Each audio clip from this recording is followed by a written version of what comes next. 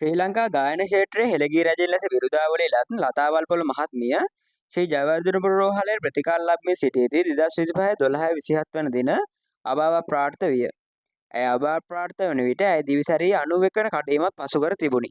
1934 නොවැම්බර් 11 වැනිදා බම්බලපිටියේදී ඇය මෙලොව එළිය දුටුවේ 5 දෙනෙකුකින් යුත් පවුලේ 3 වෙනි දරුවා ලෙසයි. ඇය සිය සංගීත ගමන ආරම්භ කළේ ඉතා තරුණ වයසේදීය. පල්ලියේ ගීතිකා කණ්ඩායම හරහා ගායනයට හුරු වූ ඇය වයස අවුරුදු 12 දී ගුවන්විදුලියට සම්බන්ධ වුණේය.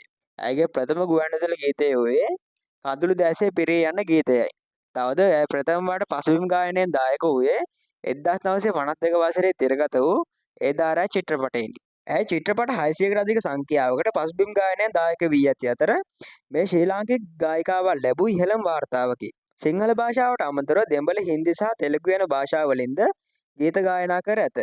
හොඳම පසුබිම් ගායිකාව සඳහා වන සරසවි සම්මානද ඇතුළුව දේශීය හා ජාත්‍යන්තර සම්මාන රැසකින් පිදුම් ලැබූ හෙළේ ගීත කෝකිලාවියෙනි. ඔබට අජරාමර නිවන් සුව විශ්වවිද්‍යාලය ප්‍රාර්ථනා කරමු.